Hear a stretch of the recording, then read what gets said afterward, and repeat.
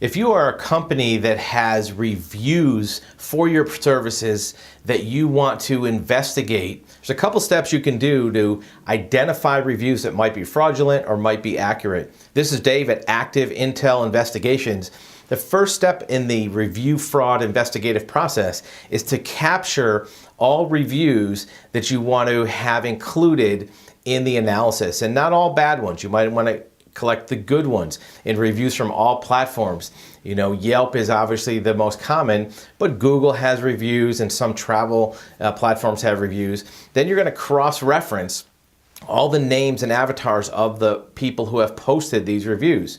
And you're going to gather social media records, things from discussion forums, maybe public writings of the identified posters, but also from subjects who might be worthy of comparison. They could be competitors, they could be employees, they could be disgruntled customers. You're going to capture social media information from all prospective comparison sources. LinkedIn is a very frequently overlooked source of information. Once you've gathered all that information, you may have thousands of posts or social media data, maybe LinkedIn profiles. You're going to run a comparison of all of those different sources. Things like the dates and times of the postings, things like typographical errors, which are common between the two, grammar styles, also factual disclosures, things like unusual life factors. Is there a mention of a medical condition? Is there a mention of travel to a certain area? Once you have all those factual disclosures, you can start to cross-reference. It's made much easier to cross-reference thousands of data sources if you use an algorithm or artificial intelligence to look for these patterns.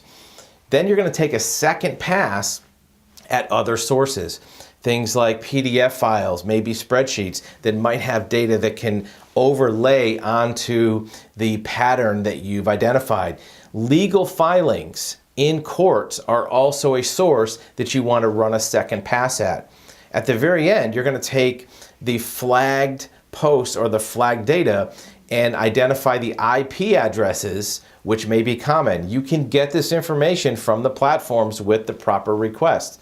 And then at the very end, you're going to look at the 4 Ds. Once you've identified which posts are going to be fraudulent or possibly damaging to your company, you're going to look at the 4 Ds, and that's deletion, damages, disclosure, and defense, meaning that you're going to request deletion by the platform, damages from the poster that's a fraudulent provider, maybe disclosure from a competitor that they've taken this action, and then at the very last, defense against future posts from a fraudulent review provider.